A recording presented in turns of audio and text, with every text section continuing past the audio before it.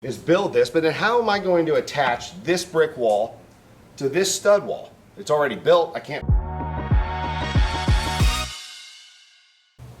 Hey guys, John Pruitt with Addison Riley. Find us on the web at addisonriley.com, and as always 776-5009. We're out here in East Hill doing this garage apartment, and I'm going to show you in part 2 of this video of the exterior walls. I came out and I showed you the demolition, explained about what we were going to do. Now I'm going to show you why costs can be so expensive in these older projects, and show you where those costs are coming from and why they're there. So let's just talk about the interior of these walls. The last time we showed you these videos, all you saw were these clay block. Now, as I stated before, in the Florida Building Code, that's not a structural component that's approved to carry any kind of load. Well, what kind of a load is that? Well, it's this guy right above me, which is the floor trusses and the upper roof and the walls and all those things on the second floor. So what we've had to do is come in here and then build this 2x4 wall. This is going to act as our supporting member, and we're going to build it just like we would any other new construction project. But here's the trick. It's also a retrofit. It's also a remodel. It's not as easy as coming in and saying, hey, this is going to be $65 a foot. Not at all. And let me explain to you why. As any project, top in Florida in the wind zone, we're going to have from the roof all the way down to the bottom plate. We're going to be putting in these rods that come all the way down, and it's called an all thread, and it ties the second floor all the way down to the first floor.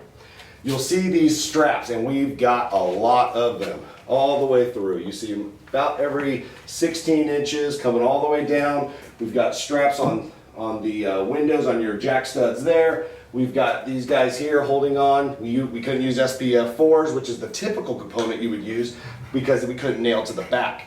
New construction, you can nail to the back, you can nail to the front. It's really easy, it keeps costs down. In a retrofit situation, it's not really that simple. What we're going to have to do when this is all said and done and we've strapped everything and passed our inspection, we'll put OSB or drywall, depending on what the client decides to use, as shear. And that shear stops you from rocking back and forth. It stops your walls from racking. You'll see a lot of houses in these older eras that might have walls that are kind of crooked. Well, all that plywood that holds it together, so when we get really strong winds, it doesn't rack it back and forth. So the other part about retrofitting as opposed to new construction is if you see these bolts down here, right there, those are called Titan HDs. We have to drill into the existing concrete. Then we're going to put those in there. In some cases we have to epoxy them, and epoxy is not cheap. Most of the time they're threaded, we can drill them into the concrete and not have an issue. So it's actually a really neat device that you can avoid doing J-bolts and having to cut out slab and re-pour concrete. But here's where it really gets funny. Remember I said earlier, new construction, you come in, you just start building walls. You order your studs, you order your bottom plate, your double top plate, you start building the walls. Not so much in retrofit.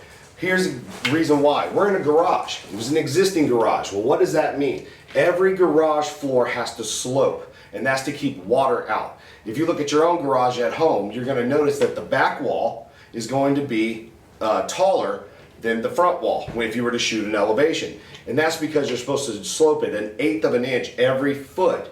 That way when water comes in, let's say from a bad storm, it flows right back out. Here's a good case in point. So if we run a control line here all the way down, basically this is just establishing level, okay? Well, if I measure right here, this wall, and you probably can't see it, but this isn't even all the way to the back. And that is shooting from the ground at 58 3/4, all right? Well, typically when we build a wall, we just throw the top plate down, we start building studs, putting them on, putting a double top plate on top, and it's flat, because the ground's flat. Not so much here. So when we come all the way over here to the front, and I put this guy, let's put it right here, a little bit easier to see, we're actually running at 60 inches. So we actually have it's actually 60 1/8. We actually have a fall of 1 1/8, okay? So that means every one of these studs is a different height. Usually, like I said, you just put it down the top plate or bottom plate and you just start putting studs up. You can't do that here, unfortunately.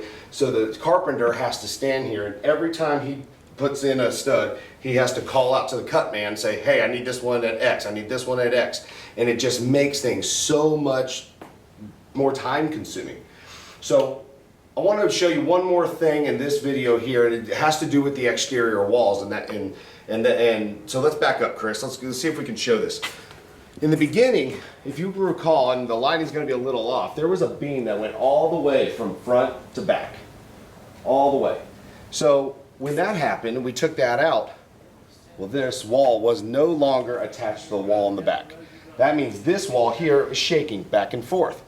So that creates another bit of a problem. So we have very, very weak areas because we just have this, I don't know, 12, 14? Yeah, 12-inch break between the garage doors. So this wall was swaying.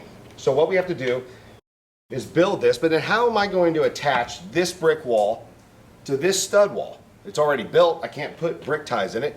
So we have some really neat tools coming in. We're going to show you how to do this, how to attach brick to a new wall. And if you ever had termite damage or you've ever had a wall that was rotted and you had a brick veneer, there's no need to tear down the brick.